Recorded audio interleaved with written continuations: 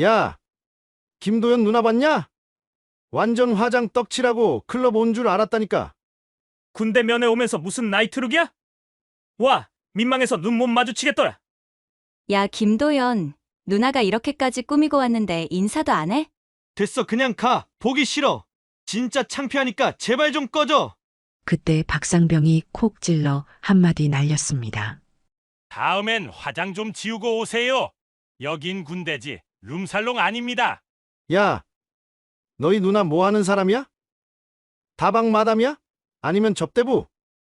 그 순간 훈련소 정문으로 검은 승용차가 들어왔습니다.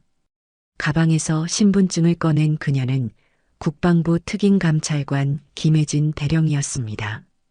구독과 좋아요 눌러주시면 부대 전체가 얼어붙은 충격적인 진실이 밝혀집니다. 2025년 7월 마지막 주 경북 산간 지역에 위치한 한 육군훈련소는 연일 35도를 넘나드는 폭염에 시달리고 있었습니다. 아스팔트 위로 아지랑이가 피어오르는 오후 2시, 면회객들이 335 모여들기 시작했습니다. 김혜진은 검은색 승용차에서 내리며 선글라스를 벗었습니다. 39세의 나이지만 단정하고 날카로운 인상이었습니다. 오늘만큼은 평소와 달리 붉은 립스틱을 발랐고 아이섀도도 진하게 칠했습니다. 18살 터울의 남동생 도연이를 만나러 가는 길이었거든요. 훈련소 정문을 바라보며 혜진은 잠시 멈춰 섰습니다. 저 안에서 도연이가 어떤 생활을 하고 있을까요? 며칠 전 통화에서 도연의 목소리가 많이 지쳐 있었던 게 신경 쓰였습니다. 누나, 괜찮아. 그냥 좀 힘들긴 하지만 견딜만 해. 그때 도연의 말투가 이상했습니다. 평소 밝고 활발했던 동생이 아니었어요. 면회 대기소에서 줄을 서며 혜진은 주변을 관찰했습니다. 대부분 부모님들이었고 간혹 여자친구나 형제자매들이 보였습니다. 모두들 무더위에 지친 표정이었어요. 야, 저 누나 봐봐. 화장 엄청 진하게 했네. 뒤에서 들려오는 목소리에 혜진이 돌아봤습니다. 조교복을 입은 20대 초반 남자 둘이 킥킥거리며 자신을 쳐다보고 있었습니다. 나이도 좀 있어 보이는데 다방 마담 같지 않아? 박상병이 동료 조교에게 속삭였습니다. 진짜? 근데 누구 면회 오는 거야? 혜진은 그들의 시선을 느꼈지만 무시했습니다. 하지만 속으로는 벌써 이 부대의 분위기가 어떤지 감이 왔어요. 드디어 면회 시간이 되어 훈련병들이 일렬로 걸어 나왔습니다. 땀에 젖은 군복, 까맣게 탄 얼굴, 그리고 지친 표정들. 혜진은 인파 속에서 도연을 찾았습니다. 키가 커서 금세 눈에 띄었지만 도연의 얼굴은 예전 같지 않았어요. 살이 많이 빠졌고 뭔가 위축되어 보였습니다. 도연아, 혜진이 손을 흔들었습니다. 도연은 혜진을 보더니 순간 당황한 표정을 지었습니다. 주변 동기들과 조교들의 시선이 일제히 혜진에게 쏠렸거든요. 저기, 김도연 누나 맞아? 박상병이 큰 소리로 말했습니다. 와, 진짜 화장 떡칠했네. 군대 면회도 클럽 가듯이 오나? 주변 조교들이 웃음을 터뜨렸습니다. 다른 면회객들도 혜진을 쳐다보기 시작했어요.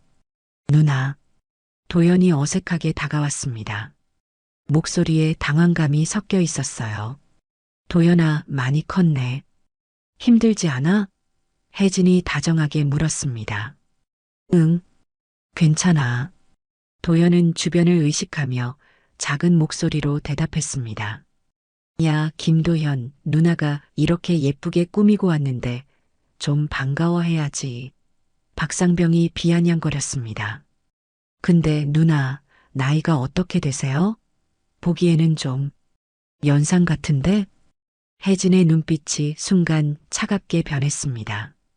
하지만 참았어요. 도연 때문이었습니다.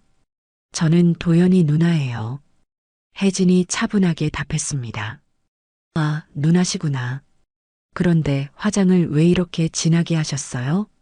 여기가 무슨 나이트클럽인 줄 아세요? 박상병의 조롱은 계속되었습니다. 도연의 얼굴이 빨갛게 달아올랐습니다. 부끄러움과 분노가 섞인 표정이었어요. 누나, 그냥 가. 도연이 중얼거렸습니다. 보기 싫어. 왜 이렇게 와서 창피하게 해? 그 말이 혜진의 가슴을 찔렀습니다. 동생을 위해 예쁘게 꾸며온 것이 창피한 일이 되다니요. 하지만 혜진은 도연의 표정을 자세히 봤습니다. 분노보다는 두려움이 더 컸어요. 뭔가를 무서워하고 있었습니다. 김도현, 면회 시간 10분 남았다. 빨리 이야기하고 들어가라. 박상병이 시계를 보며 말했습니다. 혜진은 조용히 도연을 관찰했습니다. 손목에 멍자국이 있었고 목 뒤쪽에도 이상한 자국들이 보였어요. 그리고 도연의 시선이 계속 박상병을 의식하고 있었습니다. 도연아, 밥은 잘 나와? 혜진이 물었습니다. 응. 그런데 누나, 진짜가 여기 있지 마. 도연의 목소리가 떨렸습니다. 혜진은 뭔가 심각한 문제가 있다는 것을 확신했습니다. 하지만 지금은 때가 아니었어요. 더 많은 정보가 필요했습니다. 알겠어. 다음에 또 올게. 혜진이 말했습니다. 다음에는 화장 좀 연하게 하고 와요, 누나. 박상병이 마지막으로 한마디 던졌습니다. 여긴 군대예요, 군대. 혜진은 그의 얼굴을 정확히 기억해뒀습니다. 박상병이라는 이름표도 확인했어요. 면회가 끝나고 돌아가는 길, 혜진은 차 안에서 핸드폰을 꺼냈습니다. 국방부로 연결되는 특수번호를 눌렀어요. 저 김혜진입니다. 긴급 상황 발생했습니다.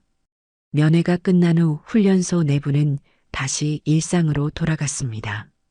하지만 박상병과 동료 조교들의 입에서는 여전히 혜진에 대한 이야기가 오르내렸습니다. 야, 진짜 김도연 누나 봤지? 화장 완전 떡칠이었어. 박상병이 조교실에서 동료들에게 말했습니다. 나이도 좀 있어 보이던데 뭐 하는 사람일까? 글쎄, 다방 운영하나? 아니면 술집? 조교들이 킥킥거리며 추측했습니다. 한편 생활관으로 돌아온 도연은 침상에 누워 천장을 바라보고 있었습니다. 같은 분대원들이 하나둘 다가왔어요. 야, 도연아, 누나가 왔구나. 부러워라. 분대원 하나가 말했습니다. 응. 도연의 대답이 시원하지 않았습니다. 근데 조교들이 뭐라고 했던데?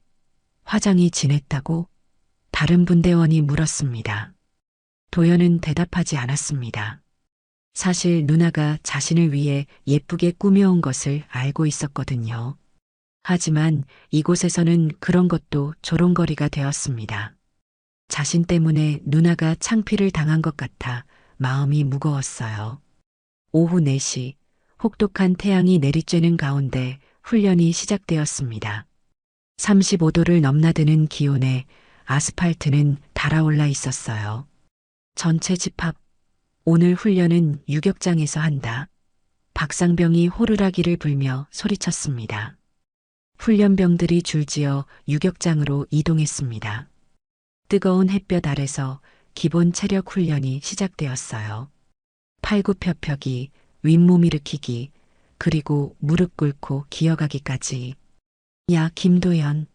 뭘 그렇게 느려터져서 해. 박상병이 도연을 향해 소리쳤습니다.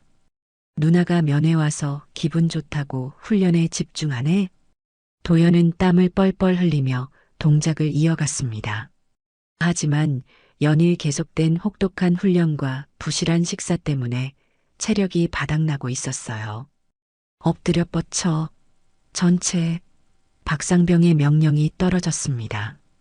뜨거운 아스팔트 위에서 훈련병들이 엎드려 뻗쳐 자세를 취했습니다. 땀방울이 바닥에 떨어져 순식간에 증발했어요. 김도현, 너는 따로 해. 옆으로 와. 박상병이 도연을 따로 불렀습니다. 도연이 박상병 앞으로 나가자 박상병은 비소리로 속삭였습니다. 야, 너 누나 참 화려하게 꾸미고 다니는구나. 뭐 하는 사람이야, 정확히? 그냥 회사 다녀요. 도연이 작은 목소리로 대답했습니다. 회사? 어떤 회사인데 화장을 저렇게 진하게 하고 다녀? 혹시 그런 쪽 일하는 거 아니야? 박상병이 음흉하게 웃었습니다. 도연의 주먹이 꽉 쥐어졌습니다. 하지만 참을 수밖에 없었어요. 여기서 대들었다가는 더 심한 일이 벌어질 테니까요. 엎드려 뻗쳐 뱉게. 지금 당장. 박상병이 소리쳤습니다. 도연이 팔굽혀펴기를 시작했습니다. 뜨거운 아스팔트가 손바닥을 찢었지만 꾹 참았어요. 10개, 20개, 30개. 하지만 50개를 넘어가자 팔에 힘이 빠지기 시작했습니다. 제대로 해. 가슴이 바닥에 닿아야지. 박상병이 군화로 도연의 등을 가볍게 찼습니다. 다른 훈련병들은 그늘에서 휴식을 취하고 있었지만 도연만 홀로 뜨거운 햇볕 아래서 얼차려를 받고 있었어요. 80개째에서 도연의 팔이 완전히 풀려버렸습니다. 바닥에 고꾸라지며 거친 숨을 몰아쉬었어요. 시야가 흐려지기 시작했습니다. 야, 연기하지 마. 일어나서 계속해. 박상병이 도연의 옆구리를 군화로 툭 찼습니다. 도연이 일어나려고 했지만 몸에 힘이 들어가지 않았습니다. 머리가 어지러질했고 구토감이 올라왔어요. 전형적인 열사병 증세였습니다. 조교님, 좀. 도연이 간신히 말을 내뱉었습니다. 뭐가 좀? 100개 다 채워야 생활관 들어간다. 박상병은 전혀 봐주지 않았습니다. 결국 도연은 바닥에 쓰러졌습니다. 의식을 잃기 직전이었어요. 그때였습니다.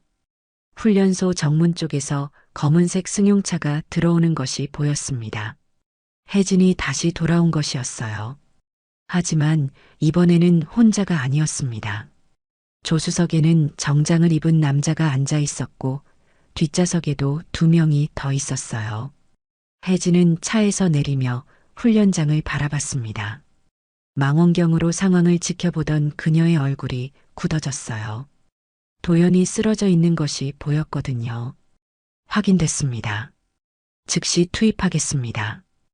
혜진이 동승자들에게 말했습니다. 대령님, 하지만 아직 공식 조사 승인이 긴급 상황입니다. 훈련병의 생명이 위험해요.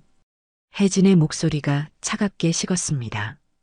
이때 박상병은 여전히 쓰러진 도연을 내려다보며 혀를 차고 있었습니다. 에이, 진짜. 이런 약골이 어떻게 군인이 되려고 해? 박상병이 중얼거렸습니다. 하지만 그는 아직 몰랐습니다. 자신이 방금 건드린 것이 단순한 훈련병의 누나가 아니라는 것을, 그리고 그 누나가 이미 움직이기 시작했다는 것을 말이에요. 혜진은 차에서 내리며 가방에서 뭔가를 꺼냈습니다. 국방부 특임감찰관 신분증이었어요. 오늘은 정말로 일을 끝낼 때가 온 것 같았습니다. 혜진은 차에서 내리자마자 동승자들에게 지시했습니다. 김 팀장은 의무실로 가서 응급처치 준비하세요. 박 과장은 부대 출입구를 통제하고 이 과장은 통신실을 확보해 주세요. 알겠습니다, 대령님. 3명의 국정감사단 요원들이 각자 맡은 임무로 흩어졌습니다. 혜진은 혼자 훈련장으로 향했어요. 이번에는 화장기 없는 맨얼굴이었습니다. 차갑고 날카로운 본래 모습이었죠. 훈련장에서는 여전히 도연이 바닥에 쓰러져 있었고 박상병은 옆에서 팔짱을 끼고 서 있었습니다. 야, 김도연. 언제까지 누워 있을 거야? 일어나라고. 박상병이 도연의 다리를 발로 툭툭 찼습니다. 다른 훈련병들은 멀찍이 떨어져서 상황을 지켜보고 있었어요. 누구도 나서서 도연을 도우려 하지 않았습니다. 이미 이런 일이 여러 번 있었거든요. 혜진이 훈련장 철조망 너머로 다가왔습니다. 민간인 출입금지 구역이었지만 혜진에게는 해당 사항이 없었어요. 저기요. 혜진이 큰 소리로 불렀습니다. 박상병이 돌아봤습니다. 아까 그 화장 진한 누나가 아닌가요? 하지만 뭔가 달랐습니다. 분위기가 완전히 바뀌어 있었어요. 여기 민간인 출입금지 구역입니다. 나가세요. 박상병이 소리쳤습니다. 저 훈련병 지금 당장 의무실로 옮기세요. 열사병 증세예요. 혜진이 차분하지만 단호하게 말했습니다. 뭐라고요? 당신이 뭔데 명령해요? 박상병이 비웃었습니다. 아까 그 화장 떡칠한 누나 맞죠? 이제 와서 동생 걱정돼요? 혜진은 대답 대신 휴대폰을 꺼냈습니다. 사진을 찍기 시작했어요. 쓰러진 도연, 방관하고 있는 박상병, 그리고 주변 상황을 세밀하게 기록했습니다. 뭐 하는 거야? 촬영 금지라고. 박상병이 다가오며 소리쳤습니다. 계속 촬영하겠습니다. 공무 수행 중이거든요. 혜진이 냉정하게 답했습니다. 공모? 당신이 무슨 공무원이에요? 박상병이 황당하다는 표정을 지었습니다. 이때 훈련소 경비실에서 비상벨이 울리기 시작했습니다. 혜진의 동료들이 이미 부대 주요 시설에 진입한 것이었어요.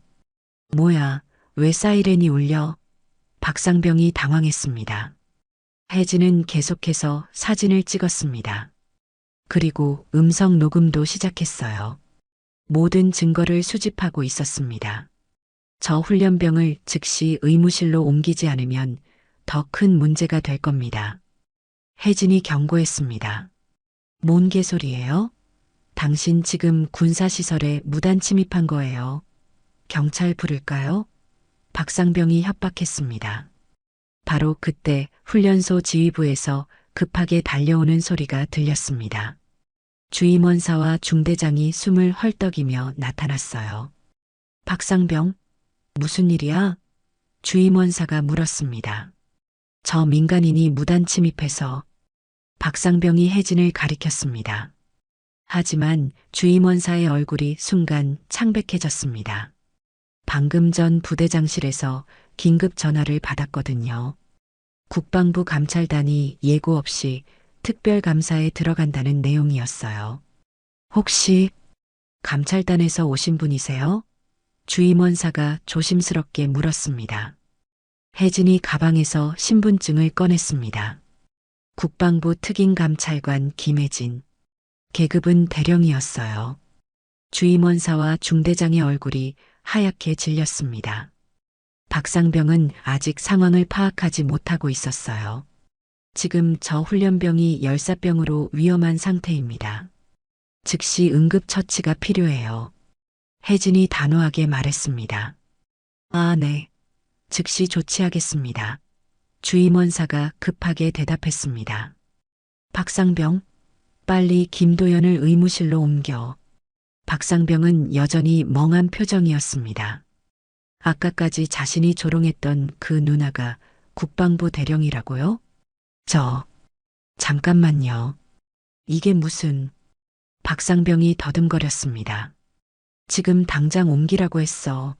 중대장이 호통을 쳤습니다.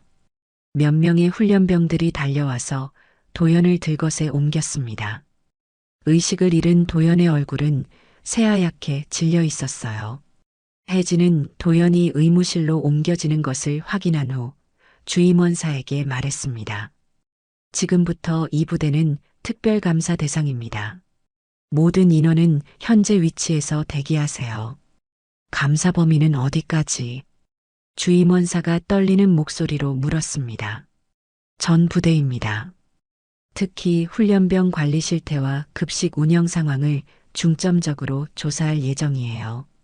혜진의 목소리가 얼음처럼 차가웠습니다.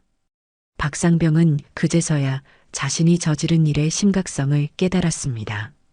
국방부 대령의 동생을 가혹행위로 쓰러뜨린 것이었어요.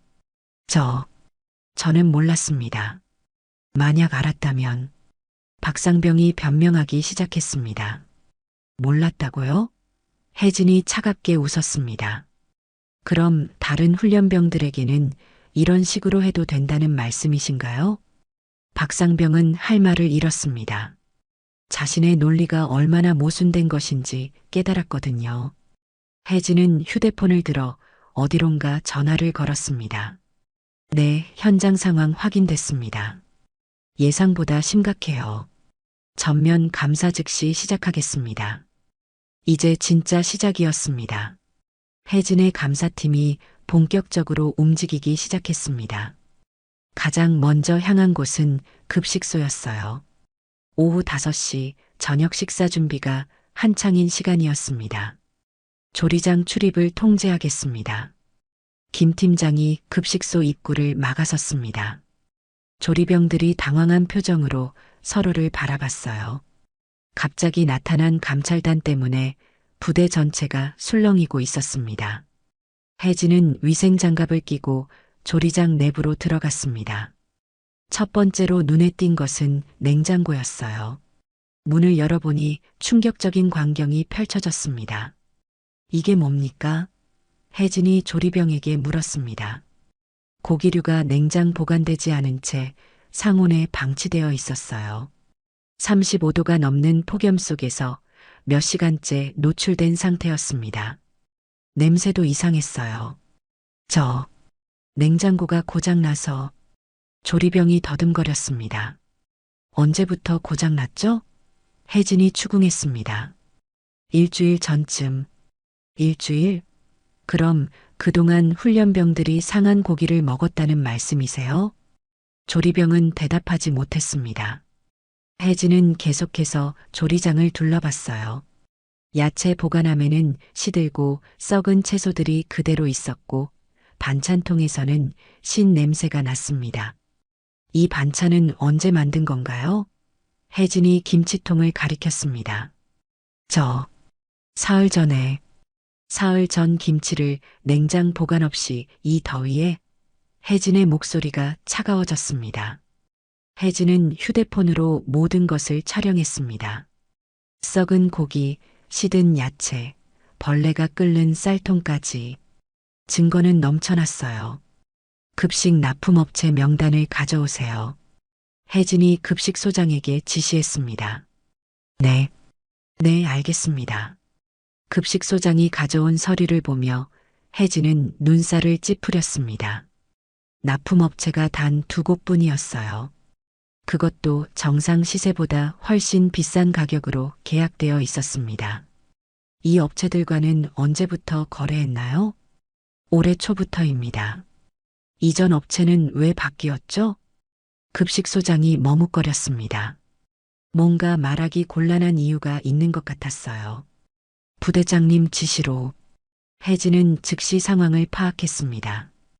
이것은 단순한 급식 문제가 아니었어요. 체계적인 비리였습니다.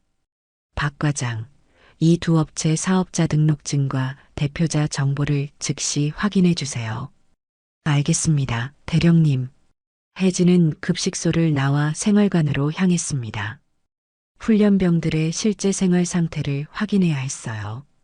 일생활관에 들어서자 훈련병들이 일제히 일어나 경례했습니다. 편히 하세요. 몇 가지 질문만 하겠습니다. 혜진이 부드럽게 말했습니다. 하지만 훈련병들의 표정은 경직되어 있었어요. 뭔가를 두려워하는 것 같았습니다. 최근 식사는 어떤가요? 솔직하게 말해주세요. 훈련병들이 서로 눈치를 봤습니다. 아무도 선뜻 대답하지 못했어요. 괜찮습니다. 정직하게 말해도 불이익은 없어요. 한 훈련병이 조심스럽게 입을 열었습니다. 며칠 전부터 배탈이 나는 사람들이 많았어요. 몇 명 정도죠? 한 20명 넘게. 혜진의 표정이 굳어졌습니다. 20명이 넘는 인원이 식중독 증세를 보였다는 것이었어요. 의무실에는 신고했나요? 그게 조교님이 꾀병이라고 해서. 혜진은 더 이상 들을 필요가 없었습니다. 상황은 예상보다 훨씬 심각했어요. 김 팀장, 의무실 진료 기록을 모두 확보해 주세요. 최근 한 달간 위장 관련 진료 기록을 중점적으로요. 네, 즉시 조치하겠습니다. 혜진은 다시 생활관 훈련병들에게 물었습니다. 혹시 다른 부당한 일은 없었나요? 가혹행위나 부조리한 일들. 훈련병들이 또다시 서로 눈치를 봤습니다. 하지만 이번에는 한 명이 용기를 냈어요. 박상병이 개인적으로 불러서 얼차려를 주는 일이 자주 있어요. 어떤 이유로요? 별다른 이유 없이 그냥 기분에 따라서요. 다른 훈련병도 거들었습니다. 저희 가족이 면회 왔을 때도 조롱하곤 해요. 외모나 옷차림을 가지고. 혜진의 주먹이 꽉 쥐어졌습니다. 도연만 당한 일이 아니었던 것이에요. 구체적으로 어떤 식으로 조롱했나요? 여자 가족이 오면 화장이 진하다, 나이가 많다, 뭐 하는 사람이냐, 이런 식으로. 혜진은 모든 증언을 녹음했습니다. 점점 더 많은 문제들이 드러나고 있었어요. 이때 의무실에서 연락이 왔습니다. 대령님, 김도연 훈련병 상태 확인됐습니다. 중증 열사병이었어요. 조금만 늦었으면 위험했을 뻔했습니다. 혜진의 얼굴이 차갑게 굳어졌습니다. 그리고 추가로 확인된 게 있습니다.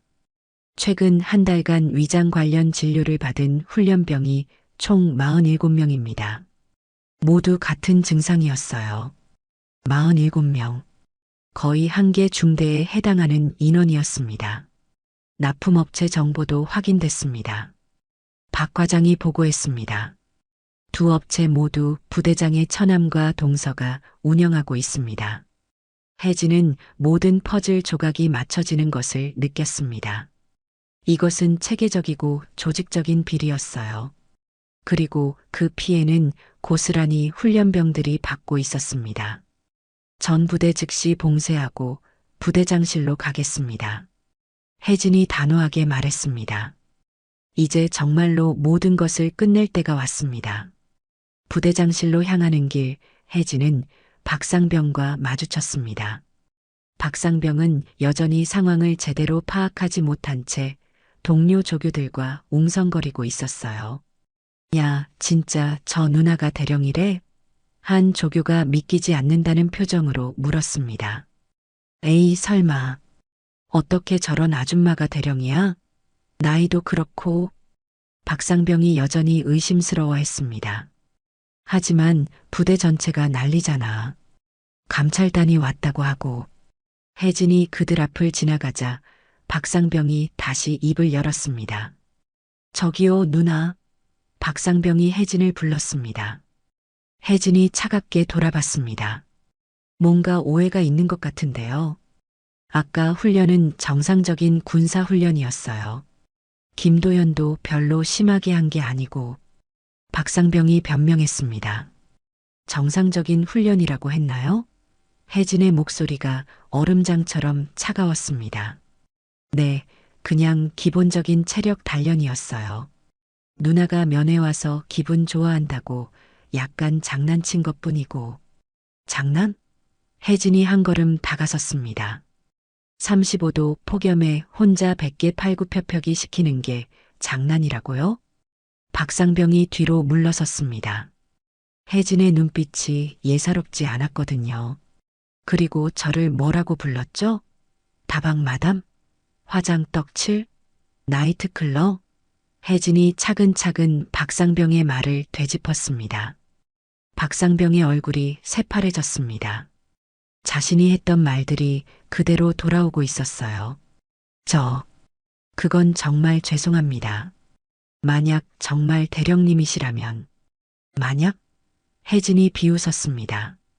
그럼 제가 일반인이었으면 그렇게 모욕해도 괜찮다는 뜻인가요?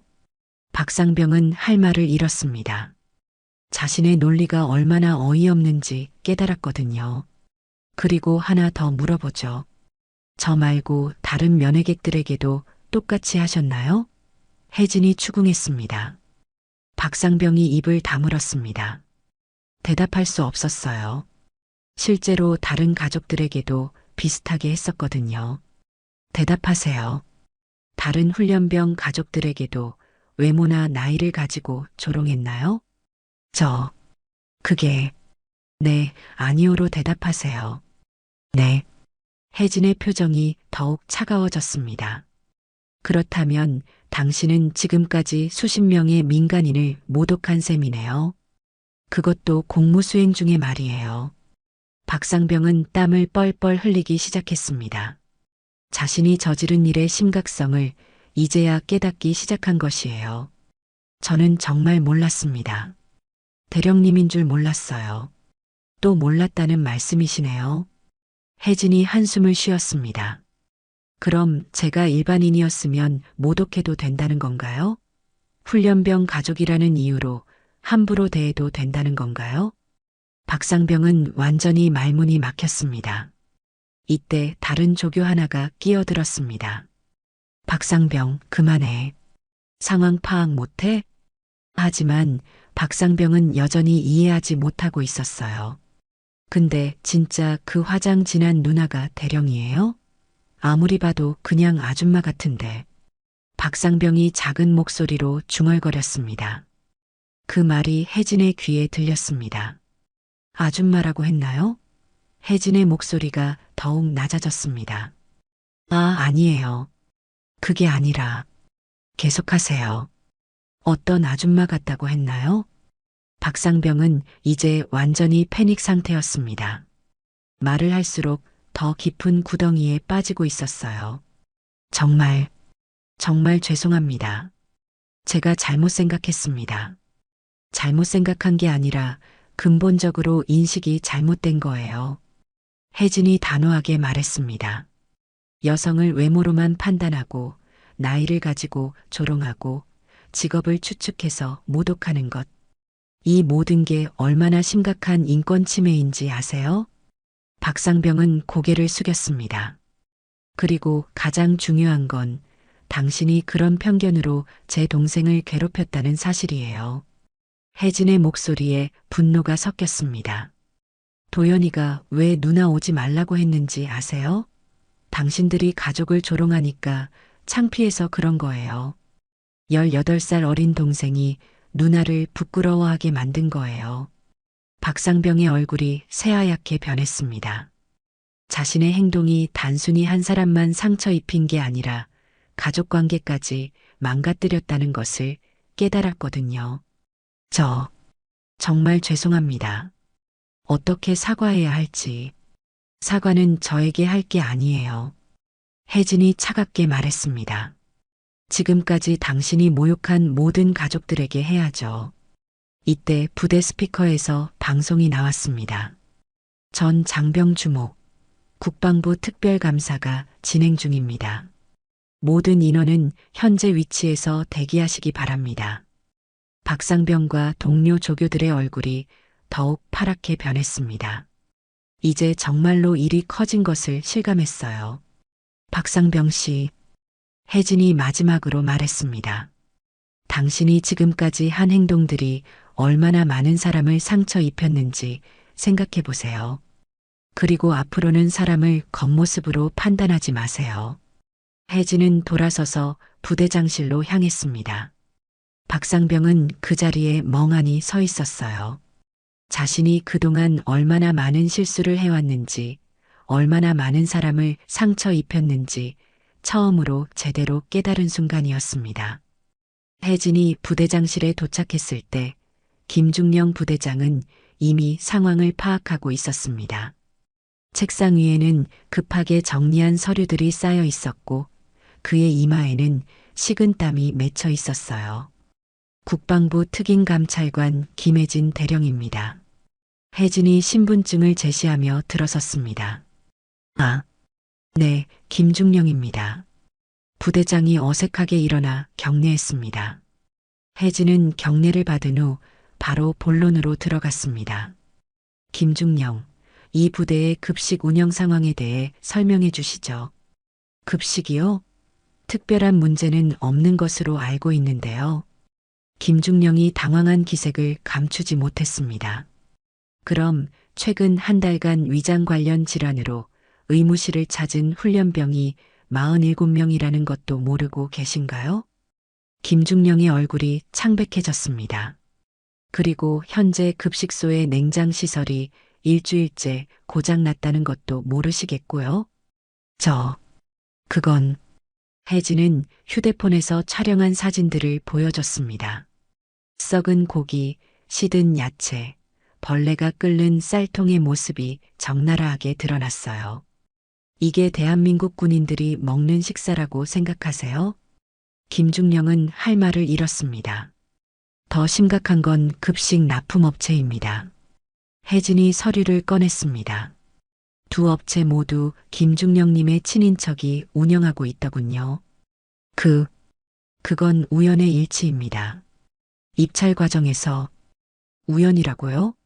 혜진이 비웃었습니다. 그럼 이전 업체보다 30% 비싼 가격으로 계약한 것도 우연인가요? 김중령은 땀을 뻘뻘 흘리기 시작했습니다. 그리고 품질은 현저히 떨어지는 식자재를 공급하면서도 정상 가격을 받은 것도 우연이겠죠? 저는 정말 몰랐습니다. 급식소에서 알아서 몰랐다? 혜진의 목소리가 차가워졌습니다. 부대장이 부대 급식 상황을 모른다고요? 이때 문이 열리며 박 과장이 들어왔습니다. 대령님, 추가 증거를 확보했습니다. 박 과장이 서류 뭉치를 건넸습니다. 납품업체와의 금전거래 내역입니다. 혜진이 서류를 훑어보며 김중령을 쳐다봤습니다. 매달 일정 금액이 김중령님 계좌로 입금되고 있네요. 이것도 우연인가요? 김중령의 얼굴이 완전히 하얗게 변했습니다. 그리고 냉장시설 수리비용도 흥미롭네요. 혜진이 다른 서류를 펼쳤습니다. 실제로는 고장나지 않았는데 고장났다고 허위 신고해서 예산을 빼돌린 것 같은데요. 김중령은 이제 완전히 말문이 막혔습니다. 김중령님, 지금까지 이런 식으로 빼돌린 돈이 얼마나 되는지 아세요? 혜진이 차분하면서도 위협적으로 물었습니다.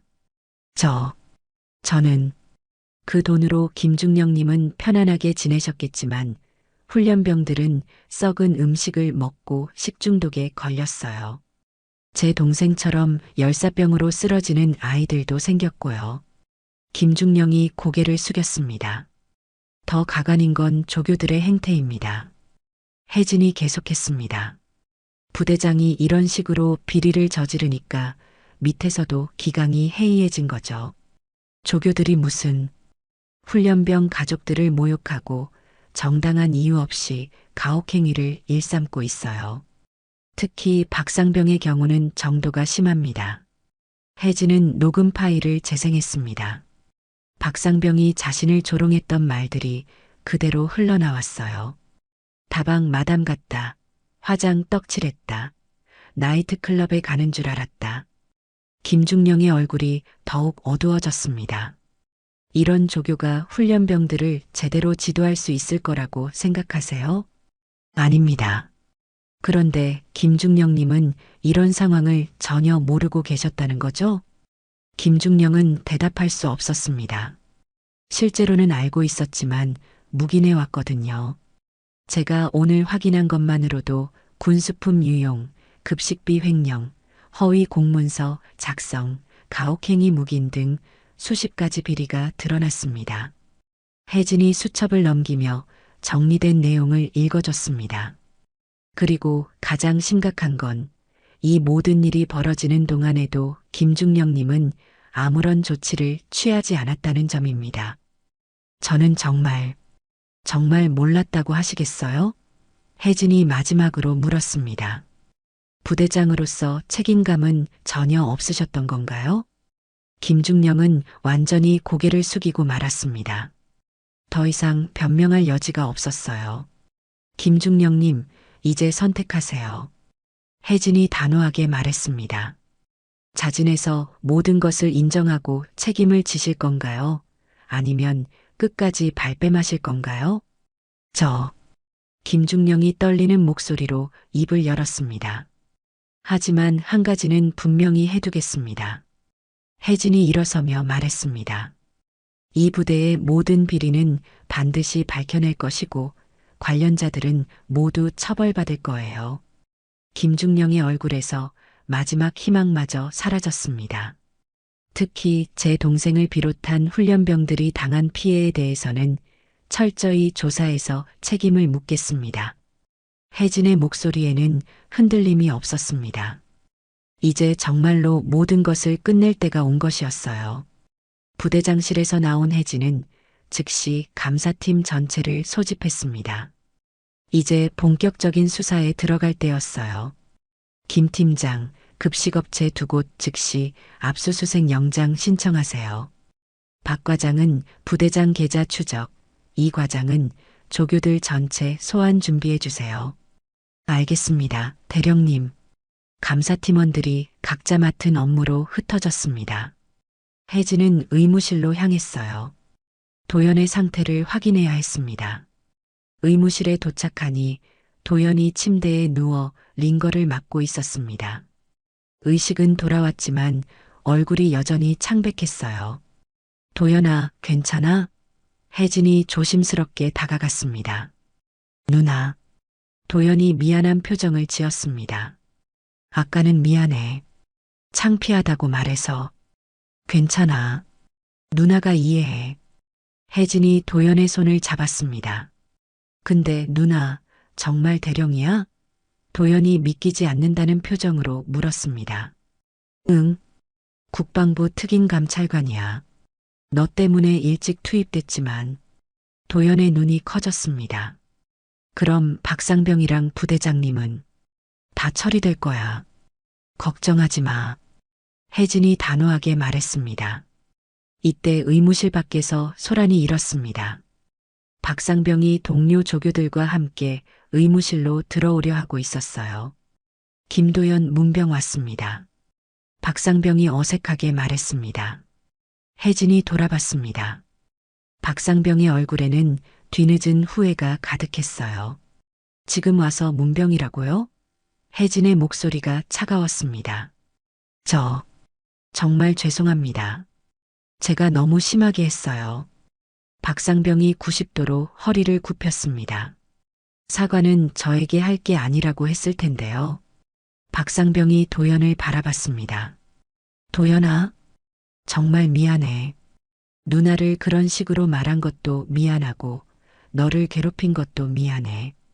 도연은 대답하지 않았습니다. 아직 박상병에 대한 두려움이 남아 있었거든요. 앞으로는 절대로 그런 일 없을 거야. 약속할게. 박상병이 간절하게 말했습니다. 약속이라고요? 혜진이 끼어들었습니다. 박상병 씨, 당신은 이미 기회를 놓쳤어요. 네. 아까 확인했는데 당신이 가혹행위 한 건이 한두 건이 아니더군요. 도연이 말고도 많은 훈련병들이 피해를 봤어요. 박상병의 얼굴이 새파래졌습니다. 그리고 면회객 모독도 마찬가지고요. 지금까지 당신이 상처 입힌 사람들이 얼마나 많은지 아세요? 저는 정말 몰랐습니다. 또 몰랐다는 말씀이네요. 혜진이 한숨을 쉬었습니다. 당신은 지금까지 몇 번이나 몰랐다고 했는지 세어봤어요? 박상병은 할 말을 잃었습니다. 조교라는 게 뭔지 아세요? 후배들을 올바르게 지도하는 역할이에요. 그런데 당신은 권력을 남용해서 약자를 괴롭혔어요. 혜진의 말에 박상병은 고개를 숙일 수밖에 없었습니다. 더 심각한 건 당신의 그런 행동이 다른 훈련병들에게도 영향을 미친다는 거예요. 선임이 그런 식으로 하니까 후임들도 따라 배우게 되거든요. 정말 죄송합니다. 사과로 해결될 문제가 아니에요. 혜진이 단호하게 말했습니다. 당신은 공무원이고 공무 수행 중에 민간인을 모독했어요. 이건 명백한 공무원 행동 강령 위반입니다. 박상병이 완전히 절망적인 표정을 지었습니다. 그리고 가혹행위는 군형법 위반이고요. 이때 혜진의 휴대폰이 울렸습니다. 네, 김혜진입니다. 대령님, 급식업체 압수수색 완료했습니다. 장부 조작 증거 다수 확보했고 부정한 거래 내역도 발견했습니다. 좋습니다. 부대장 계좌 추적은 어떻게 됐나요? 총 3억 원 상당의 부정 수입이 확인됐습니다. 지난 6개월간의 기록입니다. 혜진의 표정이 더욱 굳어졌습니다. 3억 원이라는 거액이 오고 간 것이었어요. 그리고 조교들 소환도 완료했습니다. 박상병 포함 5명의 조교 모두 대기 중입니다. 알겠습니다. 지금 가겠습니다. 혜진이 전화를 끊고 박상병을 바라봤습니다. 박상병 씨, 이제 정식 조사를 받으실 시간입니다. 혹시 선처? 혜진이 차갑게 웃었습니다. 당신이 지금까지 괴롭힌 훈련병들과 모욕한 가족들에게 선처를 구해보세요. 박상병은 더 이상 할 말이 없었습니다. 그리고 한 가지 더. 혜진이 마지막으로 말했습니다. 제가 화장을 진하게 했든 나이가 많든 그게 당신이 저를 모욕할 이유가 되나요? 아닙니다. 여성을 외모로 평가하고 나이로 차별하고 직업을 추측해서 비하하는 것. 이 모든 게 얼마나 심각한 문제인지 이제라도 깨달으시길 바랍니다. 박상병은 고개만 끄덕일 뿐이었습니다. 그리고 앞으로는 누구든 겉모습으로 판단하지 마세요. 오늘 당신이 겪은 일을 잊지 마시고요. 혜진은 도연에게 마지막으로 말했습니다. 도연아, 이제 괜찮을 거야. 누나가 다 정리했으니까. 도연의 눈에 눈물이 맺혔습니다. 처음으로 누나가 자랑스러웠어요. 누나 고마워. 정말로. 혜진은 미소를 지으며 의무실을 나섰습니다. 이제 마지막 정리만 남았습니다. 한 달 후 훈련소는 완전히 다른 모습으로 변해 있었습니다. 새로 부임한 박대령 부대장 하에서 모든 것이 새롭게 정비되었어요. 급식소에는 최신 냉장 시설이 설치되었고 투명한 유리창을 통해 조리 과정을 볼 수 있게 되었습니다. 신선한 식자재들이 깔끔하게 정리되어 있었고 조리병들의 표정도 한결 밝아 보였어요. 오늘 메뉴는 갈비찜이네. 한 훈련병이 기뻐하며 말했습니다. 진짜 고기 냄새가 제대로 나는 것 같아. 다른 훈련병이 맞장구 쳤습니다. 더 이상 배탈이 나는 훈련병들도 없었고 의무실도 한적했어요. 급식 만족도는 이전과 비교할 수 없을 정도로 높아졌습니다. 훈련장에서도 분위기가 많이 달라졌어요. 새로 배치된 조교들은 훈련병들을 존중하며 지도했고 정당한 이유 없는 얼차려는 완전히 사라졌습니다. 김도현, 자세가 많이 좋아졌네. 계속 유지해. 새로운 이중사가 격려했습니다. 감사합니다. 도연이 밝게 대답했습니다. 도연의 얼굴에는 이전과 달리 자신감이 넘쳤어요. 더 이상 조교들을 무서워하지 않았고 당당하게 훈련에 임했습니다. 야, 도연아, 너 누나 정말 대단하다. 분대원 하나가 감탄하며 말했습니다. 응, 나도 누나가 자랑스러워. 도연이 환하게 웃었습니다. 이제는 누나 이야기를 할 때 창피해하지 않았어요. 오히려 누나를 자랑스러워했습니다. 한편 박상병을 비롯한 문제 조교들은 모두 다른 부대로 전속되거나 징계를 받았습니다. 박상병은 강등 처분을 받고 교육대로 보내졌어요. 그곳에서 3개월간 재교육을 받은 후에야 다른 부대로 배치될 예정이었습니다. 김중령 전 부대장은 군사법원에서 재판을 받고 있었어요. 급식비 횡령과 군수품 유용 등의 혐의로 기소되었고 전역 후에도 민사소송이 예정되어 있었습니다.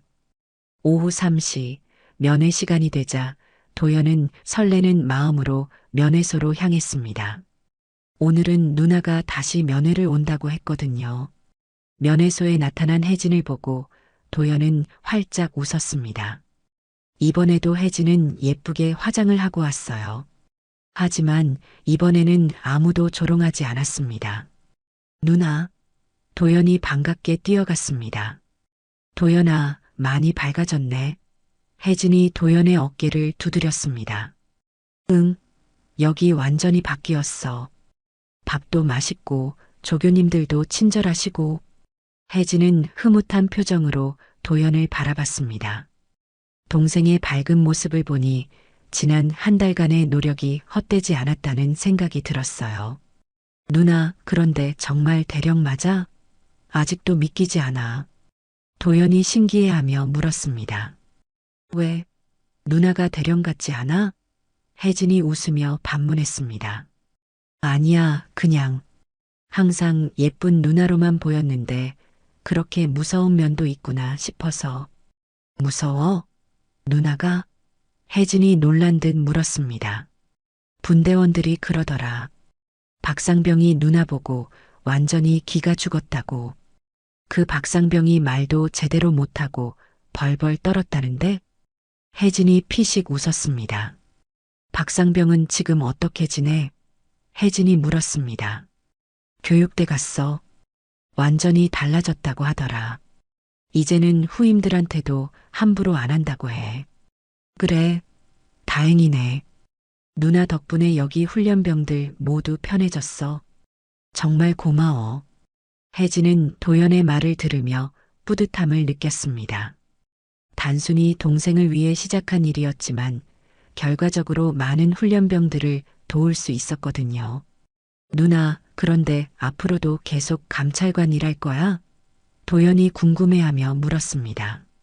응, 계속할 거야. 도연이처럼 힘든 상황에 있는 사람들을 도와주는 일이니까. 멋있다. 나도 전역하면 누나 같은 일 하고 싶어. 혜진이 도연의 머리를 쓰다듬었습니다. 그럼 열심히 공부해야지. 정의감만으로는 안 되거든. 알겠어. 면회 시간이 끝나갈 무렵 혜진이 마지막으로 말했습니다. 도연아, 앞으로 누구든 겉모습으로 판단하지 마. 사람은 보이는 게 다가 아니야. 응, 알아. 박상병이 누나를 보고 완전히 잘못 생각했잖아. 그리고 여자든 남자든 나이가 많든 적든 모든 사람을 존중해야 해. 네, 누나. 혜진은 만족스러운 표정으로 고개를 끄덕였습니다. 도연이 이번 일을 통해 많이 성장한 것 같았어요. 그럼 다음 면회 때 또 올게. 응. 그때는 또 예쁘게 화장하고 와. 혜진이 웃으며 손을 흔들었습니다. 면회소를 나서는 그녀의 뒷모습을 보며 도연은 생각했어요. 자신에게는 정말 멋진 누나가 있다고. 겉모습만 보고 판단했던 박상병이 얼마나 큰 실수를 했는지 말이에요. 그날 저녁 생활관에서 동기들과 이야기를 나누던 도연이 말했습니다. 야들아, 사람은 정말 겉모습으로 판단하면 안 되는 것 같아. 왜? 우리 누나 봐. 박상병은 화장 진하다고 다방 마담 같다고 했는데 알고 보니 국방부 대령이잖아. 맞네. 완전 반전이었지. 앞으로는 누구든 함부로 판단하지 말자. 훈련병들이 모두 고개를 끄덕였습니다. 이번 일을 통해 모두가 중요한 교훈을 얻었어요. 한편 혜진은 차 안에서 다음 임무 지시서를 확인하고 있었습니다. 또 다른 부대에서 문제가 발생했다는 내용이었어요. 또 일이 생겼네. 혜진이 중얼거렸습니다. 하지만 그녀의 표정은 밝았어요. 도연이를 통해 다시 한번 확인했습니다. 자신의 일이 얼마나 의미 있는지를 말이에요. 혜진은 시동을 걸며 다음 목적지로 향했습니다. 오늘도 누군가의 누나, 딸, 어머니로서 세상을 조금 더 나은 곳으로 만들어가기 위해서요. 김혜진 대령의 이야기는 겉모습으로 사람을 판단하는 것이 얼마나 위험한지 보여줍니다. 나이, 외모, 성별로 타인을 평가하는 순간 우리는 진실을 놓치게 되죠. 진정한 강함은 권력이 아닌 정의감에서 나온다는 교훈을 주는 이 영상이 도움되셨다면 구독과 좋아요 부탁드려요.